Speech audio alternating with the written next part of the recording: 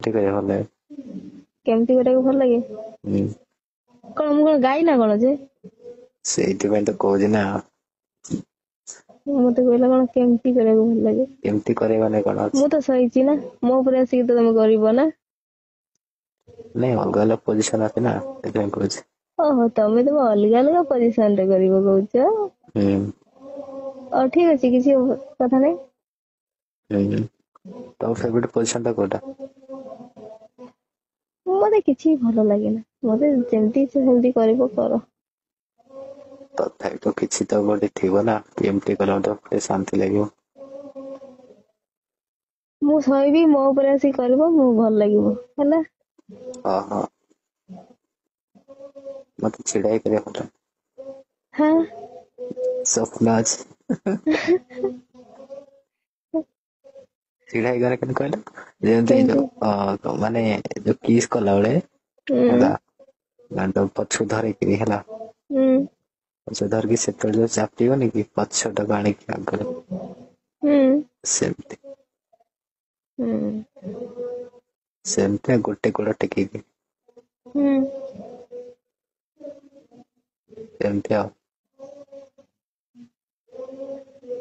ଭଲ। ଭାବୁଥିବ କଣ କଣ କହୁଛି ମତେ ଆସିବ। ମାନେ?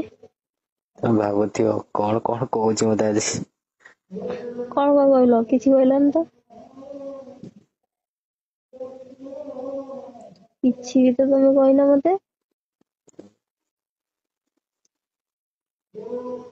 ହ୍ୟାଲୋ। ହୁଁ। କଣ ଚୁପଚାପ? ଏପଟେ ଅବସ୍ଥା ଢିଲା ହେଇଗଲାଣି। ଜାଣିଛି ତମର ସେଠି କଣ ହଉଛି। ଏଇନା କଣ ଯଦି ତମେ ପାଇଥାନ୍ତ, କଣ ଗୋଟେ କହିଥାନ୍ତ, ମାନେ ବହୁତ କିଛି କରିଥାନ୍ତ। ବହୁତ କିଛି ନୁହଁ, ବହୁତ ଥର କରିଥାନ୍ତି। ହଁ।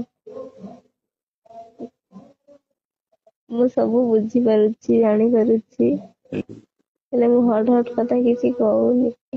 କହୁନ। ମତେ କହିବାକୁ ଭଲ ଲାଗୁନି। କହୁନ, କହିଲେ ତମକୁ ଟିକେ ବାଧିବ ନା। ହଁ। ଆଉ ବାହାରିଲେ ଆଉ ଫିଲ୍ ଆସିବନି, କହିବିନି ଶୋଇପଡିବ। ତମର ଶୋଇପଡିବ। ହୁଁ। କହ।